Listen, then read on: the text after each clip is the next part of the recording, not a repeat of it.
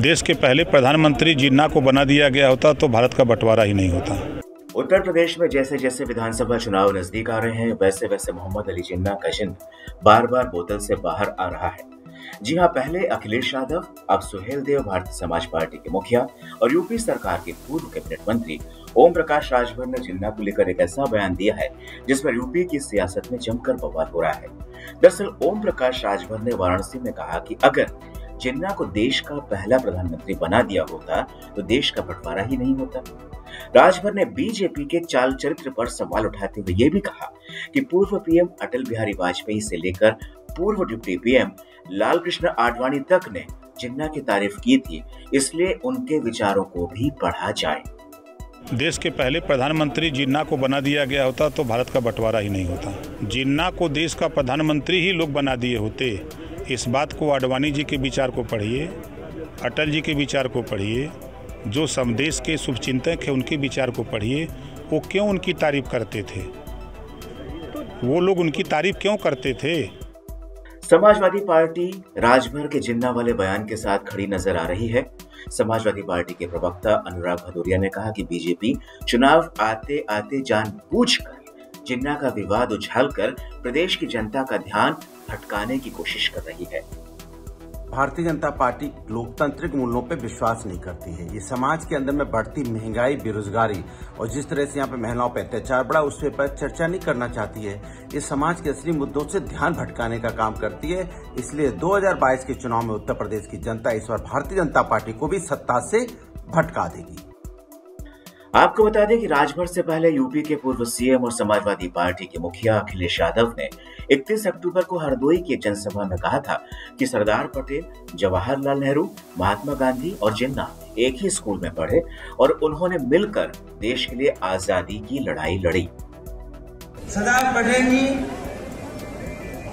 राष्ट्रपिता महात्मा गांधी, जवाहरलाल नेहरू, जिन्ना एक ही संस्था में पढ़ करके बैरिस्टर बनकर के आए थे।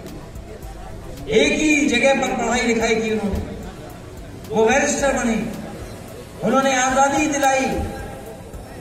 उन्हें किसी भी तरीके से किसी का भी संघर्ष करना पड़ा होगा तो वो पीछे नहीं हटे। वहीं राजभर के बयान को लेकर बीजेपी ने समाजवादी पार्टी पर जोरदार हमला किया है। केंद्रीय कैबिनेट मंत्री अनुराग ठाकुर ने समाजवादी पार्टी पर तुष्टीकरण की राजनीति करने का आरोप लगाया।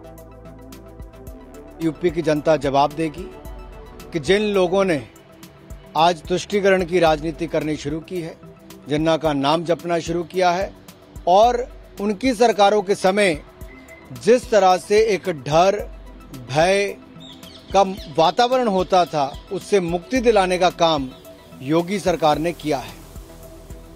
एक दमदार सरकार जिसने कानून व्यवस्था को बनाए रखने का काम किया।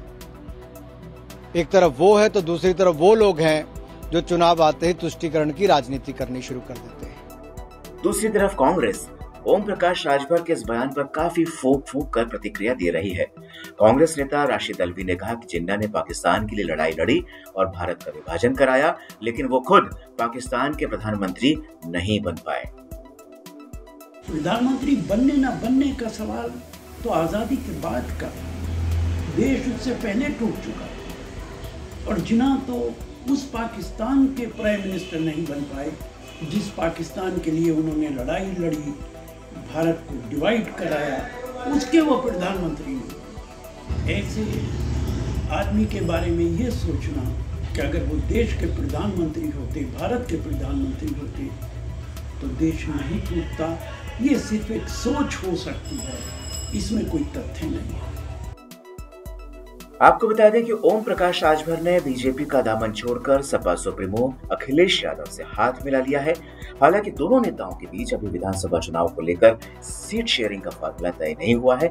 सबसे अहम बात यह है कि ये दोनों ही पार्टियां बीजेपी पर हिंदुत्व और तुष्टीकरण की राजनीति करने का आरोप लगाती रही हैं और चुनाव में जनता के बीच विकास और महंगाई जैसे मुद्दों को उठाने की बात करती हैं।